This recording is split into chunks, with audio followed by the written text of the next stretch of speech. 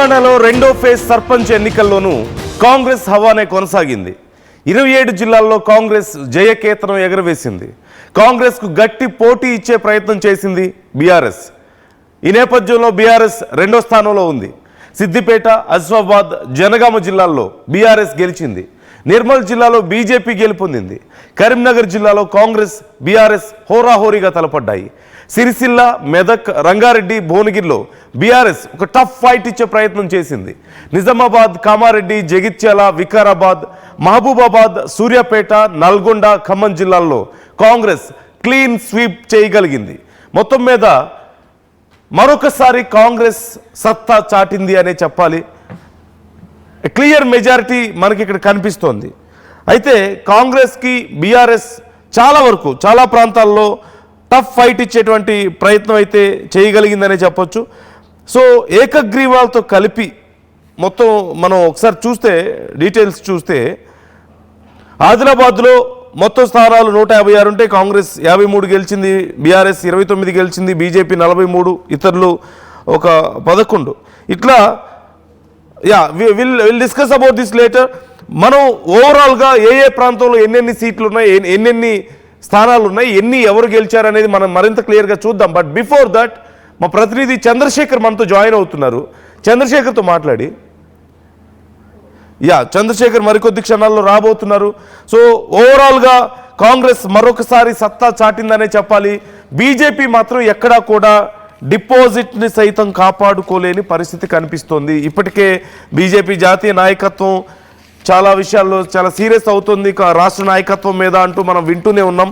ఈ నేపథ్యంలో ఇప్పుడు రెండో విడతకు సంబంధించిన ఫలితాలు చూస్తే కాంగ్రెస్ 2297, ఇంకా ఎగ్జాక్ట్ ఫిగర్ ఇంకా రావాల్సి ఉంది దీనికి సంబంధించి. ఎందుకంటే నిన్న రాత్రి 1 గంట 2 గంటల వరకు కూడా కొన్ని ప్రాంతాల్లో కౌంటింగ్ జరిగినట్లుగా తెలుస్తోంది.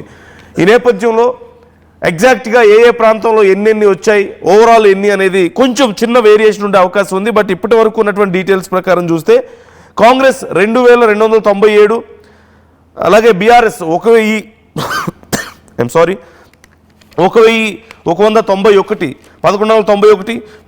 బీజేపీ 257, ఇతరులు స్వతంత్రులు అందరూ కలిపి 578 స్థానాల్లో గెలుపొందడం జరిగింది. సో మొత్తం మీద 4333 స్థానాల్లో సగం కంటే ఎక్కువ స్థానాలు కాంగ్రెస్ గెలిచింది. మరొకసారి మొన్న చూసాం, మొదటి విడతలో కాంగ్రెస్ 60% స్థానాల్లో గెలుపొందింది, ఇంక్లూడింగ్ ఏకగ్రీవాలతో కలిపి మొత్తం 60% స్థానాల్లో గెలుపొందింది.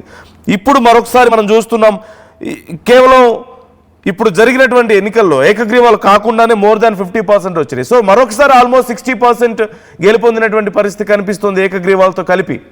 సో ఆన్ యావరేజ్ కాంగ్రెస్ 60% గెలుపొందుతూ వస్తుంది.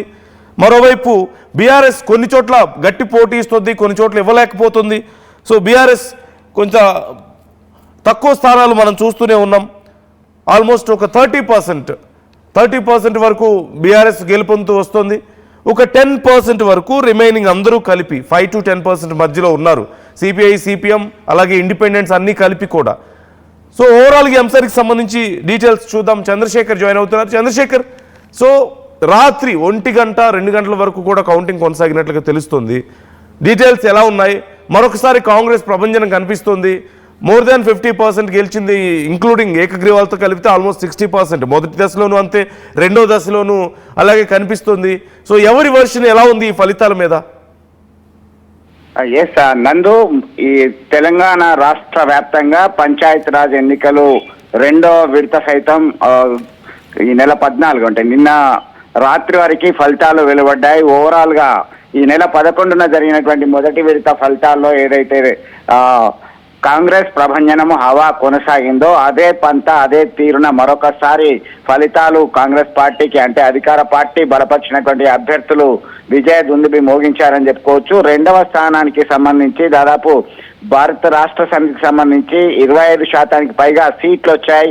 కేవలం సిద్దిపేట, జనగామ, కుమురం భీం, ఆసిఫాబాద్ లాంటి ప్రాంతాలు, అలాగే సిరిసిల్ల నియోజకవర్గానికి సంబంధించి బీఆర్ఎస్ హవా కనబడింది.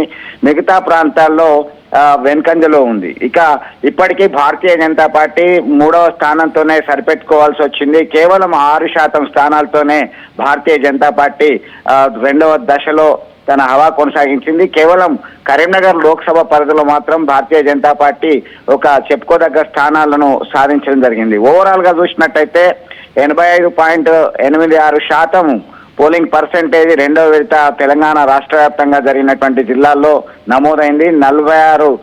దాదాపుగా 46,70,000 పైచీలకు ఓటు హక్కును తాము వినియోగించుకోవడం జరిగింది. నందు భువనగిరికి వచ్చేసరికి అత్యధికంగా పోలింగ్ పర్సెంటేజ్ నమోదైంది. ఇక్కడ దాదాపు 92% పోలింగ్ పర్సెంటేజ్ నమోదైంది. ఇక నిజామాబాద్ లో అత్యల్పంగా అతి తక్కువగా నమోదైంది. దాదాపు 76% మాత్రమే ఇక్కడ నమోదైనటువంటి పరిస్థితి. తొలి విడతలోకి వచ్చేసరికి కాంగ్రెస్ పార్టీ ప్రభంజనము ఈ దఫా సైతం కొనసాగిందని చెప్పుకోవచ్చు. ఇక అధికార పార్టీకి సంబంధించినటువంటి నేతలు, ఎమ్మెల్యేలు అంతా కూడా మేము మా పార్టీకి ప్రజల మద్దతు ఉంది, ప్రజలు మాకు అధికారం ఇచ్చారు, మాకు అండగా ఉన్నారు, ఈ అండదండలన్నీ కూడా మరి 5 ఏళ్ల వరకు కొనసాగే అవకాశం ఉంది అని చెప్పేసి ఈ విజయం మాకు నిరూపితమైంది. రాబోయే కాలంలో ఈ నెల 17వ తేదీన 3వ దఫా ఎన్నికలు జరగనున్నాయి. ఈ క్రమంలో సైతం తమకి ప్రజల మద్దతు ఖచ్చితంగా లభిస్తుందనే ధీమాతోని అధికార కాంగ్రెస్ పార్టీ ఉంది.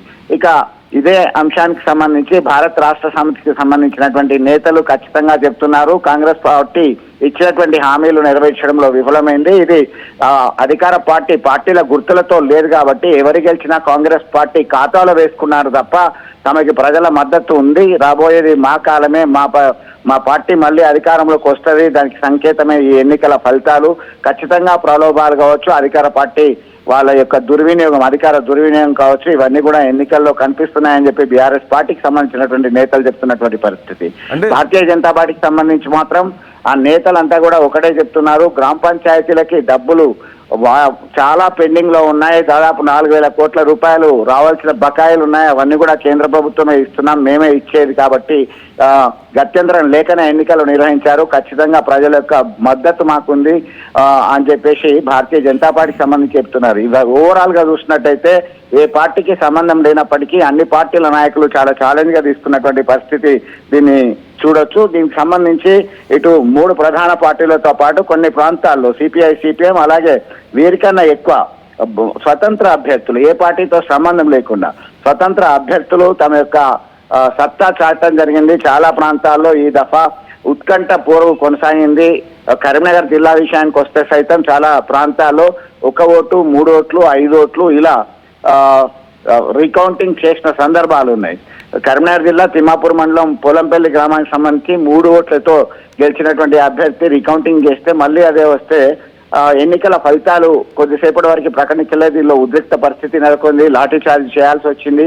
ఇక శంకరపట్నం మండలం అంబాలపూర్ గ్రామానికి సంబంధించి కేవలం 1 ఓటుతో విజయం సాధించడం జరిగింది. చాలా ప్రాంతాల్లో డ్రా తీయడం జరిగింది, లేదా టాస్ వేయడం జరిగింది. నందు మొత్తం మీద హోరాహోరీగా కొనసాగినటువంటి ఈ పోలింగ్ ఖచ్చితంగా రాబోయే కాలంలో ఎంపీటీసీ, జడ్పీటీసీ స్థానాలను అత్యధికంగా మేము కైవసం చేసుకోవడానికి ఇది నాంది.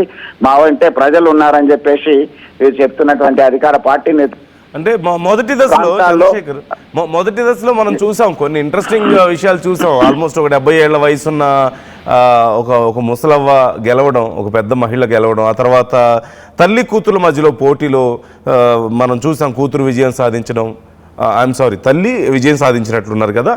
ఆ తర్వాత విదేశాల నుంచి వచ్చి మరి వాళ్ళ సొంత వాళ్ళని గెలిపించుకున్నటువంటి పరిస్థితి కూడా మనం చూసాం. సో ఇలా చాలా ఇంట్రెస్టింగ్ విషయాలు మనం చూసాం కదా.